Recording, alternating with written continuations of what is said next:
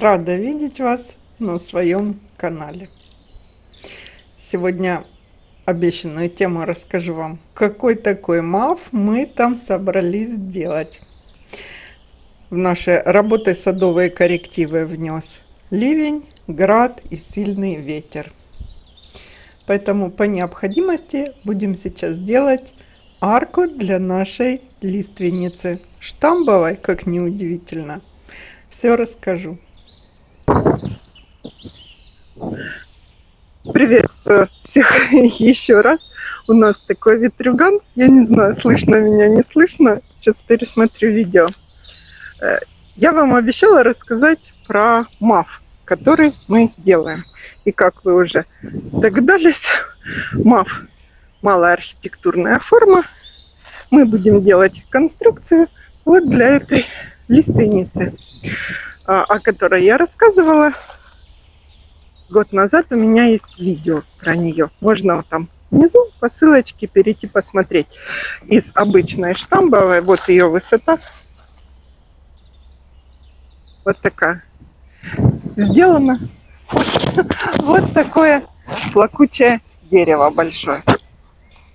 Так вот, в комментариях в прошлый раз мне одна женщина подала идею. А сейчас, перед тем, как начну рассказывать, хочу сразу успокоить самых скептичных зрителей. Почему я так легко и просто рассказываю про конструкции, про опоры, про сад, про ландшафт. Дело в том, что я по профессии, мы с мужем по профессии, инженеры, конструкторы, проектировщики, промышленное и гражданское строительство. То есть для нас это все легко и просто. Запроектировать, учесть все нагрузки, распланировать ландшафт. Ну, у нас работа такая. Поэтому можно мои рекомендации брать за основу в своих садах. Кому надо завод или фабрику, обращайтесь тоже. Мы проектируем и это. Это наша основная специальность. А арки, перголы – это как хобби. Так вот, про вот эту лиственницу. Значит, что получилось? Получилось так. Плакучие, большие, красивые ветви у нее уже лежат на газоне. Что мне, кстати, очень неудобно косить. Никогда не сажайте на газоне, если не можете свободно проехать газонокосилка, если нет возможности. У нас тут узковато. Так вот, идею подала подписчица одна. Она сказала, что а не хотели бы вы на ту сторону через дорожку поставить арку? Я тогда об этом не задумалась, потому что по высоте она была еще не такая уж и высокая. Но лиственница решила по-своему. В этом году, сейчас я вам покажу, там наверху, ее верхушку не захватывает камера, она отрастила такой хлыст большой, который вот вчера-позавчера по ветру, когда у нас был ураган, вот так, туда-сюда, туда-сюда. Я думала, совершенно он обломается, весь этот хлыст, и все. И, в общем, приняла решение, мы с мужем приняли решение, делаем арку, и мы будем идти и задевать их руками. Я думаю, идея очень хорошая, и спасибо той подписчице. Имя сейчас, к сожалению, не помню, передаю вам привет, там в комментариях можете посмотреть. Значит, конструкция очень простая, ее можно будет использовать, если кто-то решит, не обязательно для лиственницы, можно для любого хвойного дерева, как вы захотите, если какую-то арку где-то. Для розы, наверное, она не будет подходить, потому что... Так, петуния тут мои. Потому что она не очень широкая. Розы надо ветви распределять немножко, чтобы было красиво. А вот, допустим, у лиственницы у нее будет одна ветка, и с нее свисать плакучие побеги такие красивые. Не обязательно стихвипер брать, можно любую лиственницу взять. И еще хочу обратить внимание, 3 года. ушло на формировку. Это 4-й сезон, он только начался, еще она нарастет, так что если себе планируете, вот такую малюсенькую покупаете, поднимаете, загибаете. Сейчас все покажу и расскажу именно по конструкции опоры. У нас наконец-то солнышко. Хорошо. На фоне неба очень красиво. И видно, какой у нее хлыст. Он уже наверху, там не видно, больше метра, 1,20 м. Мы ставили лестницу, я залазила, смотрела, что же с ней делать, чтобы она не поломалась. И поэтому нам надо будет сейчас ее. Вначале опору поставим, потом закрепим эту опору, отвяжем лиственницу. Розы мои красивые, Жанна Моро розы. От дождя пострадали немного. Розовые пострадали больше. Wedding Bells. Так вот, отвяжем тогда ее или подождем, когда ветер успокоится. Я не знаю, сейчас шумы, наверное, тоже слышны. Ветер сильный. Как таковых мастерских у нас еще нету, поэтому такое тайное местечко за домом, где мы готовим все наши конструкции, сейчас я вам покажу. Профильная труба 20 на 20 с толщиной стенки 2.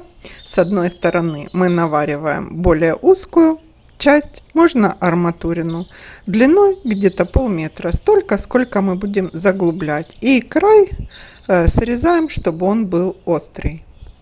И точно такую же трубу берем и свариваем в форме буквы П. И вот этот краешек развальцовываем, ножку у буквы П. Ее длина 5-7 сантиметров. Сильно длинную не надо брать, чтобы было удобно развальцевать с одной стороны и с другой. Просверливаем в ней насквозь отверстие диаметром под ваши саморезы. Или мы хотели тоже саморезы вначале поставить, а потом наклепки поставили. Они при ветровой нагрузке лучше держат, ну, ветер лучше держит, на срез работает. Ну, это уже я умничаю. Вот, в общем, у нас получилась вот такая П-образная конструкция, которую мы теперь просто возьмем и оденем на одну стойку, которая у нас уже дерево на ней держится. Вот так просто вставим туда в середине. Развальцована сама труба, и поэтому она легко оденется. И потом мы не саморезы решили ставить, мы поставили клепки. 3,2 миллиметра клепка будет лучше держать всю эту конструкцию, чтобы она не болталась. Длина вот этого верхней перемычки нашей получилась 3 метра. Ну, у нас там розы мешают, поэтому мы взяли 3 метра. Арка будет шириной. Покрасили краской по металлу 3 в 1. Сразу и грунт, и от ржавчины, и от всего. И смотрим, что получилось. Интересно, как получится. Будем наблюдать. А у нее опять молодые приросты. Видите, на лиственнице. На хвойных приросты несколько раз за лето бывают. От того, как вы ухаживаете, и если на нее нападет паутинный клещ, я вам рассказывала, все растения просто останавливаются в росте. Если вы заметили, какое-то растение не выпускает новые листики, не растет, это первый признак того, что обработать от паутинного или просто от обычного клеща. Тут все нормально. Она у меня, кстати, недели 2 просто стояла.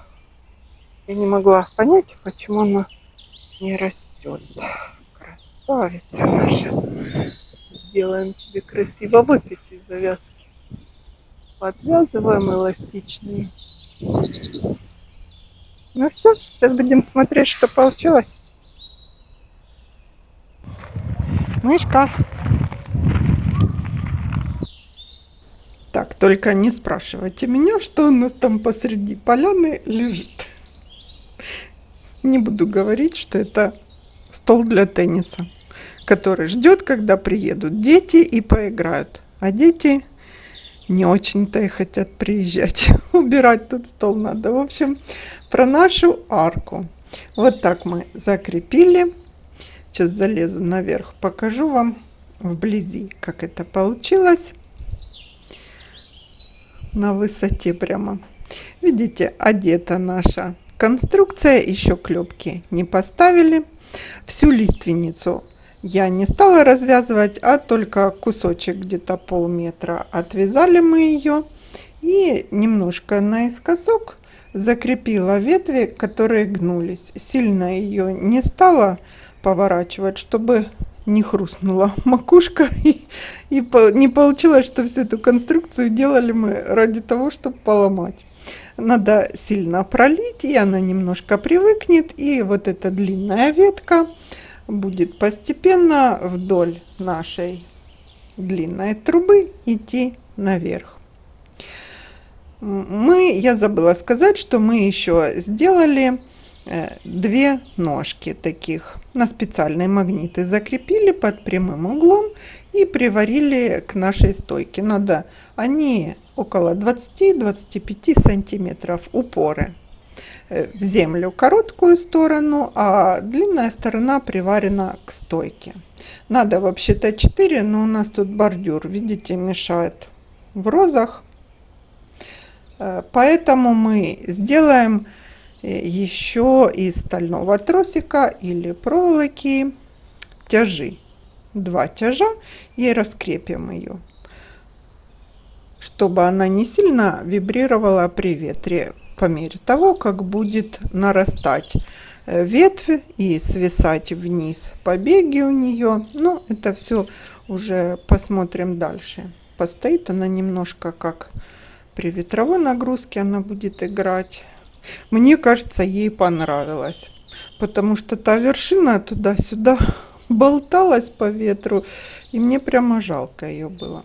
Вот такая интересная, малая архитектурная форма у нас получилась для плакучей лиственницы.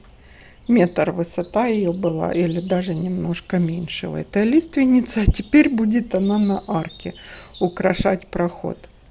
Мне кажется, будет здорово, когда идешь и задеваешь плакучие эти ветви рукой. Ну, посмотрим, будем наблюдать. На зиму она, конечно, сбрасывает хвоинки свои, и будут просто веточки. В следующий раз расскажу вам про свои штамбовые гортензии. Они уже зацветают, а некоторые даже розовеют. Поставьте лайк, если видео было вам полезно. До встречи в нашем саду!